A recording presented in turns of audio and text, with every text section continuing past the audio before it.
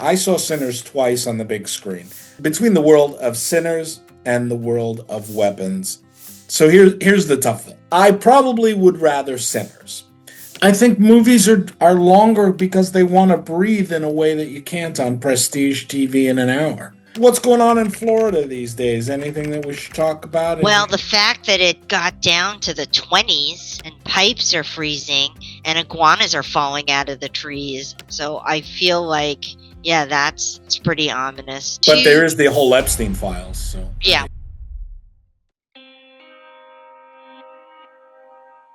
Hello and welcome to Would You Rather. This week, Caroline and I are talking about two awesome films in 2025. They are Sinners and Weapons. And if you know anything about Would You Rather, these two sort of hit all the sweet spots for Caroline and I. So please click that thingy and like and subscribe and do all that. Thank you. Hello, Caroline. Hello. Yeah. So Battle of the One Word titles. I didn't even think about that. That's right. And highly nominated films and all of that. Mm-hmm. And scary. Two different time periods, but very of the now, I feel like. And fiercely multicultural. Like yes. In your face, multicultural. Like Benetton ads. Yes. They could just plaster the Benetton ads from before. Absolutely. So I don't know. Where do you want to start? Well, let's start with Weapons because I think it's a smaller, tighter little film than this sprawling epic of Sinners. So let's start with Weapons. Amy Madigan getting the Academy Award nomination for Gladys is just awesome. Just warms the cockles of my New York stage actor heart, along with horror film recognition, is just awesome. Just awesome sauce for this. How did you like this film? Did you see it on the big screen or at home? I saw it on the little screen, but it was still scary. I feel like even just the opening with the child narrating it was great. And probably one of the scarier things, that and the parents stabbing themselves with a fork. I don't think I'm giving anything away, but I was like, wow, that's particularly mean. How do you do that to your relatives? Anyway, so yeah, this movie was really, really scary because it was just in the middle of your everyday. It could have taken place anywhere, I feel like. So that's one. If we apply all of the tests to it that we usually do, let's break them down. Go ahead. Well, certainly, is it a multicultural cast? I guess the biggest role, the principal, certainly. Benedict Wong. Yes. So, Asian American actor, great. The Bechdel test, do two female characters have a conversation? No, not really, as far as I could see, but the protagonists and the main antagonists are both female, so I felt like it doesn't necessarily apply in this case. And there wasn't anything romantic about it, where no one's talking about their romantic relationships in this movie, because it just wasn't an issue or a theme here. So I felt like that didn't apply. And then the Bechdel test has a hard time in horror movies just because the people don't generally have deeper conversations about things other than, the monster that's coming out of the woods or what happened 20 years ago. I guess the what happened 20 years ago thing does happen. And it's in this movie, right? I mean, we get a little backstory. Supposedly they're making a sequel about who Amy Madigan's character Gladys is, right? We get a little backstory. Yes, we absolutely need a prequel. I mean, we absolutely need to. Supposedly they're making it. So there's a word on the street. But anyway, the Bechdel test of two women having a intelligent conversation about something that's not a man It's hard to find in horror movies. I'm fine. It just as we do more and more of these, it's harder to find. We have a lot of instances like this where they're very intelligent women who are driving the plot and aren't pining for men, but they're not necessarily having a conversation about it. You know? Yeah, for sure. You need like a very female stacked cast Right.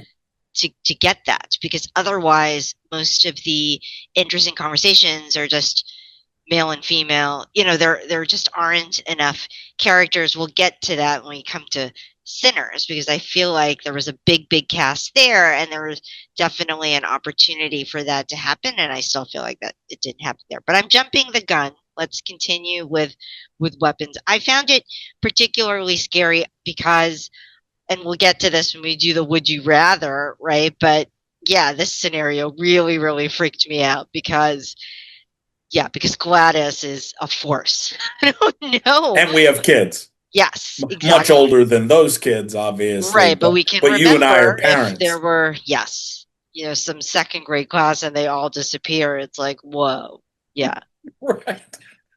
And that's then they're rampaging through the neighborhood yes, on video cams. yeah. What's crazy is how I felt how calm the parents were, especially in the town Hmm. hall. And yeah, the teacher gets harassed a little bit, but yeah, I was Yeah. expecting the pitchforks and the torches and Oh the my God. Like everybody sort of was angry at Brolin, or at least Benedict Wong was angry at Brolin for like, yes, getting out of speaking out. line. Yes, What are you kidding? Like 23 kids just disappeared. yes, yeah. It was a little bit, but you know, I thought that that spoke so much to that kind of quiet, you know, suburban. It's like, oh, we don't, you know, we don't wear our hearts on our sleeve. Maybe I don't know, but yeah, like yeah, Brolin was the only one who had, I feel like a reasonable reaction to it. Where he's like, "This A doesn't make any reasonable, sense," it and is I, a reasonable reaction. yeah, Where's yeah, my kid? yeah, exactly. That was Yeah. insane. But yeah, great movie, of course. So I really I did think it was an awesomely great movie. All right, I think that yeah, sort of that does covers it. Yep. weapons, right? I think Yes. we've given our overview. Let's get to Sinners, which is much more of a sprawling epic. And I walked in, I saw Sinners twice on the big screen. First time I went with Marta and Diego, and really we all didn't know what we were getting into. We knew Ryan Coogler and Michael B. Jordan, but we didn't know what we were getting into. I had heard some talk of vampiric something or other, but I didn't know what was going on. And then we got that, which I just have to say how awesome it is that a big Hollywood movie was made. They don't get made actually. A whole lot of black folks kill the Klan and vampires. You don't get that in big Hollywood movies. You get that in black exploitation movies in the 70s. You don't get that in big Hollywood, 100 million plus dollar movies in Hollywood these days. It really is rare, and so in my wheelhouse. I just couldn't believe it. I loved it. I had to see it again because the first time I thought it was really good, but I was just sort of blown away. And then I had to see it like again and sort of know what was happening and watch the nuances. Michael B. Jordan, who I think is fine, in everything, I think took another step in this. I thought he was really, really good in this, and all the other characters were really well done. Delroy Lindo, of course. Well, Um, Haley Steinfeld, I thought, oh my goodness, she's such a you know, girl next door, and I was like, whoa, and I loved the way the music was.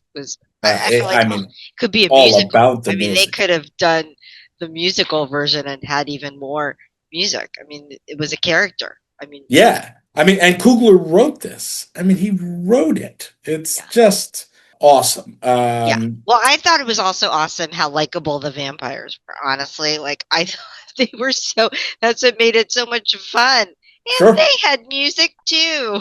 I just thought it was Oh, really, Jack yeah, O'Connell is yeah, is fantastic. awesome. Yeah, Awesome. I mean, they're evil vampires. Come on. But, And he's got that one line, my father, the man who took my father's land, taught us that prayer. Yes, But but that's just they're yeah they're vampires, but they're inclusive vampires. that's what we're up to. Well, the Irish, being half black and half Irish myself, so Yeah, well, I thought it was yes that it was fantastic. But then if we apply, so of course let's multiracial multicultural. Yeah, let's cast talk for about sure, for sure, for sure. Even more so. I mean, it was Lee Jun just Lee as yeah. Grace, right? Yeah, and the whole Yeah, so family. they had they had a whole family of Asian Whole family of Latin folks amongst these black folks black folks, in the Asian South. folks, yeah, white folks, yeah. So it was all there. But the Bechdel test here, where there absolutely could have been, I mean, it was more like group conversations. Certainly Hmm. as they're scheming around what to do with the vampires and such. But if you look at the female characters, maybe the Lisa character who finally I just love it. Come on in, mother, like mother effers. Come on in. Maybe her character, but most of the female characters are talking to their male counterparts, It is true. right? Yeah, yeah, So, and it's mostly relationship talk. it is.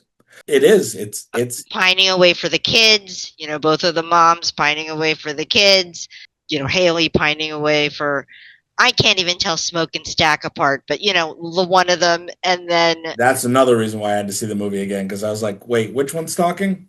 Wait, he took the red yeah, hat off. I had a hard time with that. So yeah, so I feel like in that way it flunks for me honestly because I felt like there God, were just so many instances of female characters being defined by their relationship to other characters, either male characters or children. So it's yeah, basically Woonmi, maternal, female. You don't Woonmi, have yeah, who plays really, Annie? Yeah, it's all about the dead kid and her yeah, love for Smoke or yes, Stack or whichever one it was. right, exactly. So yeah, she has that kind of vampire and otherworldly expertise, but again, that's teased out more in the group and not necessarily as like a standalone thing that defines her. So You can't do everything, but yes, yes, you can't yeah, do everything, but I'll take the music as a character for sure. And this sure. one's super scary because even though it's, am I going to be partying in the middle of a field at night? Maybe I could avoid it, but the whole movie was it was so timely. It was really just about people being put upon and not having, their own, like whatever it is, their own property, their own security, their own everything. And that's so in the now, even though, Yeah, right, yeah. right. And so central to that time. But I mean Delroy Lindo talking about, the chain gang when they go by, just that moment. I mean, you didn't have to have that in that movie, but like you said, like it's so integral to these people are trying to get in a world that doesn't want them to have, right? Wait, so let's take a minute and sidetrack to Florida. Anything going on or articles we should look Yeah, I at didn't pull for articles actually from today? this one. I thought we would be talking more about, I guess, the upcoming SAG voting. Have you voted yet? I have not. Yeah, I have to because do these that. two, this is our special Would You Rather SAG award. Uh, I shall do it, that after we leave this video. believe it or not, I still have a couple of things to watch because so many movies are 3 hours long. And it's a long year, right? There's a lot. I feel like these movies are getting longer and longer, and I wonder if it's because then they can turn them into limited series streaming editions. I just feel like I don't know. I think it's the opposite. I think movies are longer because they want to breathe in a way that you can't on prestige TV in an hour.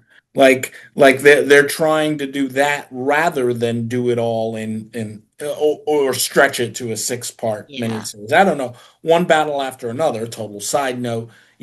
An incredibly long movie that I thought was awesome as well. Just awesome sauce from beginning to end. Another movie you just don't see made by big Hollywood. But that was 3 hours. I mean, you could have done yeah, that in that's an the hour and a one that I half. still haven't finished. I'm like chipping away at it. Like, Yeah, you could have done it in an hour and a half. I didn't want it to be. I loved it at 3 hours, but anyway, total side note.